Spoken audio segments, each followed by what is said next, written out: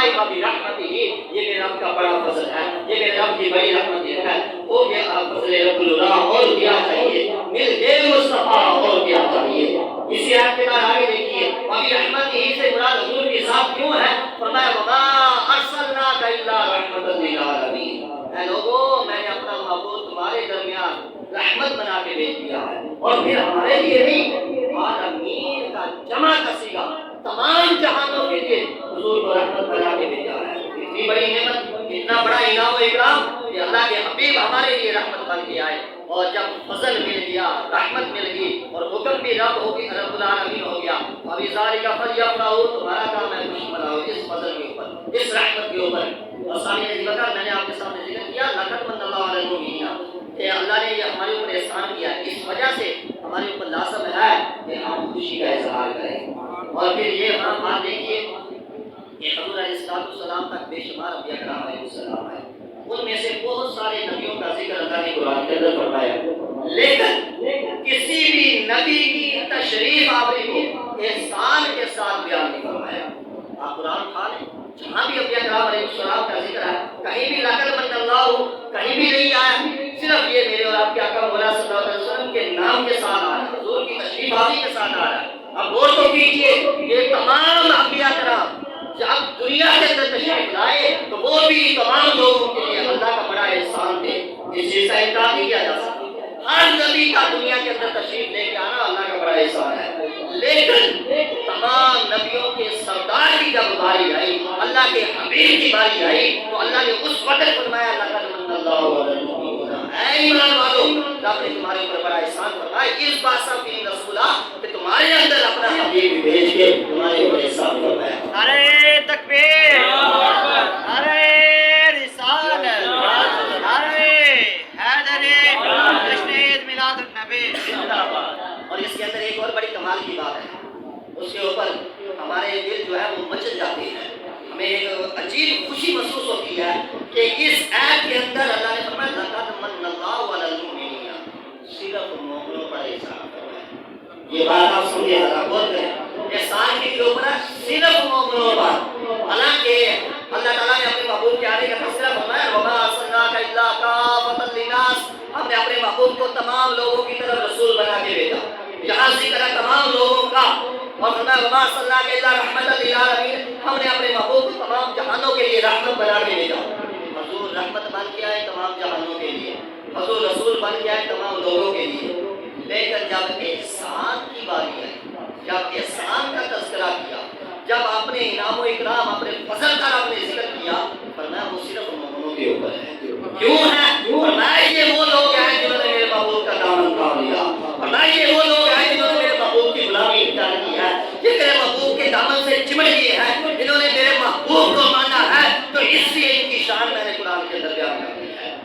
ثانی ذکر اللہ کا بڑا احسان ہے، اس احسان کا شکر ادا کرنے کے لیے ہم پورا سال محافل سجاتے ہیں، جلوس نکالتے ہیں، مصطفیٰ کے نعرے مارتے ہیں، حضور کی نعتیں پڑھتے ہیں، حضور علیہ السلام کی عظمت و شان کو بیان کرتے ہیں کہ اللہ نے اپنا عظمتوں والا، شانوں والا حبیب ہمیں عطا فرمایا ہے۔ یہ کوئی معمولی بات نہیں ہے، اس کا شکر ادا کرتے ہیں قیامت تک۔ کما کان حق بعد خدا، بزرگ کوئی قصہ مختصر کہ حضور کی عظمت و شانوں کے تذکرے ختم نہیں ہو سکتے۔ آپ کی جو عظمت ہے، شان ہے، اتنی بلند و بالا ہے کہ اس کا شکر ادا کرتے ہیں قیامت تک ادا نہیں ہو سکتا ہے۔ اپنے محبوب کو اس طرح، اس انداز سے عظمت و شانوں سے نوازا ہے۔ تو سامعین زیورات، میں اور آپ سارا سال حضور کی محبت سے جاتے ہیں، حضور علیہ السلام کے آنے کے تذکرے کرتے ہیں، حضور علیہ السلام کی محبت کے اندر محبت سے جاتے ہیں، حضور علیہ السلام کی نعت خوانی کرتے ہیں، ثنا خوانی کرتے ہیں، حضور کی عظمت و شانوں کو بیان کیا جاتا ہے۔ لیکن بات یہ ہے کہ ہمارے آقا مولا صلی اللہ علیہ وسلم آئے کیوں ہیں؟ یہ کبھی تحقیق کی ہے کہ حضور علیہ السلام کے آنے کا مقصد کیا ہے؟ اتنے انبیاء کرام علیہ السلام بھی آئے ہیں، بلکہ وما ارسلناک برسول الا لیطاع، اللہ فرماتا ہے کہ ہم نے کسی رسول کو بھیجا ہی نہیں ہے صرف اس مقصد کے لیے کہ وہ لوگوں کو لگائے اللہ کی اطاعت پر۔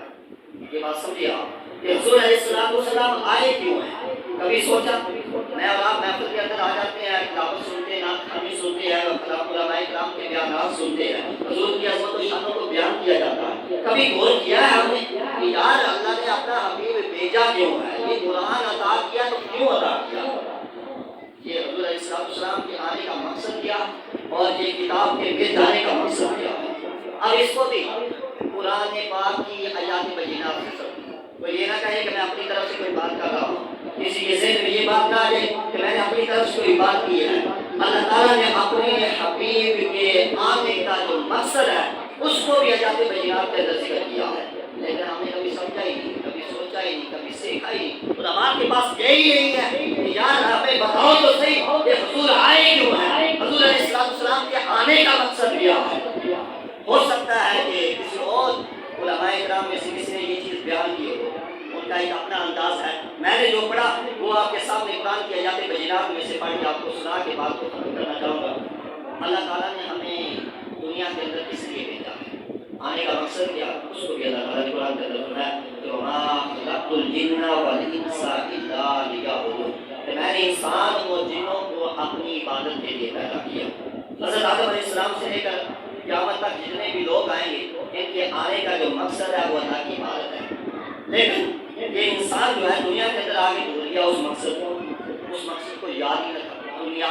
دنیا اس کا مقصد بن گیا، دنیا کا مال اس کا مقصد بن گیا، دنیا کی محبت اس کے دل کے اندر اتنی آ گئی خدا کو بھول گیا۔ تو اب اس مقصد کو وہ جو اللہ تعالیٰ سے وعدہ کیا تھا الست بربکم قالوا بلی ربنا، کہ تو ہی ہمارا رب ہے، اب اس مقصد کو یاد کروانے کے لیے اللہ تعالیٰ نے ایک کے بعد ایک انبیاء کرام علیہ السلام کو بھیجا۔ دیگر انبیاء کرام علیہ السلام تشریف لائے، انہوں نے آ کے بتایا کہ تم اس دنیا کے اندر کس مقصد کے لیے آئے ہو، تمہارے آنے کا جو مقصد ہے وہ کوئی اور ہے، تم بھولے پھرتے ہو، تم نے تو رب کے ساتھ لوگوں کو شریک ٹھہرا دیا، حالانکہ تم عالم ارواح کے اندر وعدہ کر کے آئے ہو قالوا بلی ربنا کہ مالک تو ہی ہمارا رب ہے، اور یہاں آ کے طرح طرح کے تم نے خدا بنا لیے، کس طرف جا رہے ہو، کس رستے پہ چل پڑے ہو، ذرا غور تو کرو، آؤ تو صحیح، سیدھا راستہ تو دیکھو، ہم تمہیں بتاتے ہیں کہ سیدھا راستہ کون ہے، رب کی بارگاہ میں ہم تمہیں لے کے جاتے ہیں۔ یہ انبیاء کرام علیہ السلام کے آنے کا جو مقصد ہے، وما ارسلناک من رسول الا لیطاع اللہ، فرمایا کہ ہم نے کسی رسول کو کسی نبی کو بھیجا ہی نہیں صرف یہ مقصد دے کر کہ لوگوں کو اللہ کی اطاعت کی طرف لگائے۔ اور اسی طرح اللہ تعالیٰ نے فرمایا کہ وما ارسلناک الا کافۃ للناس بشیرا ونذیرا، فرمایا کہ ہم نے اپنے محبوب کو بھیجا ہی بشیر بنا کے اور نذیر بنا۔ اب بشیر و نذیر کا کیا مطلب ہے؟ کبھی سوچا ہو، کبھی پوچھا ہو تو پتا ہو کہ بشیر کون ہوتا ہے، نذیر کون ہوتا ہے؟ حضور علیہ السلام کے ناموں میں سے ایک خاص نام ہے، حضور کی ایک صفت ہے، حضور کی ایک عظمت ہے، شان ہے کہ حضور علیہ السلام مبشر بن کے آئے، نذیر بن کے آئے ہیں۔ تو اس کا مقصد کیا ہے، اس کا مطلب کیا ہے؟ میں آپ کو سمجھاتا جاؤں کہ حضور علیہ السلام بشیر کیسے ہیں۔ حضور علیہ السلام دنیا کے اندر تشریف لائے، لوگوں کو کہا کہ اے لوگوں، اللہ وحدہ لا شریک ہے، قل هو اللہ احد، وہ ایک ہے، اللہ الصمد، وہ بے نیاز ہے، لم یلد ولم یولد، نہ اس کو کسی نے پیدا کیا، نہ وہ کسی کی اولاد ہے، نہ اس کی کوئی اولاد، نہ وہ کسی کی اولاد ہے، ولم یکن لہ کفوا احد، اور اس کا کوئی ہمسر نہیں، اس کا کوئی شریک نہیں ہے۔ بات کو سمجھیے گا کہ حضور علیہ السلام تشریف لائے، بتا رہے لوگوں آؤ میں تمہیں بتاتا ہوں کہ اللہ وحدہ لا شریک ہے، اس کی اطاعت کرو، میری اطاعت کرو، اللہ کے احکامات پر عمل کرو، اس کی نافرمانی نہ کرو۔ جب تم اللہ اس کے رسول کی اطاعت کرو گے تو پھر تمہیں بشارت، پھر اللہ تمہیں جنت کے باغ عطا فرمائے گا، اپنی نعمتوں والی جنت ہی عطا فرمائے گا۔ یہ کس وقت ہوگا؟ جب میری اور میرے خدا کی اطاعت کرو گے۔ یہ ہے بشیر کا معنی کہ اب خوشخبری سنائی جا رہی ہے، جو میرے دامن سے چمٹ گیا، جس نے میری اطاعت کی، وہ آدمی مجھ سے بشارت سن لے، وہ جنت کے اندر داخل ہوگا، وہ میرے ساتھ جنت کے اندر جائے گا۔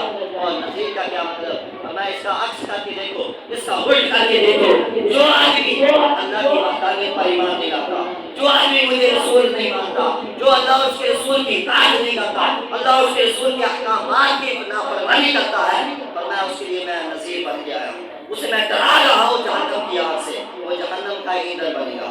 لہٰذا میرے آنے کا مقصد تمہیں جنت کی طرف لے کے جانا ہے، میرے آنے کا مقصد تمہیں جہنم سے بچانا ہے۔ اے لوگوں سن لو، آ جاؤ میرے دامن سے چمٹ جاؤ، آ جاؤ میرا دامن تھام لو، میں تمہیں جنت تک لے کے جاؤں گا۔ یہ بات ہے جس کو رب نے قرآن کے اندر بیان فرمایا. اسی طرح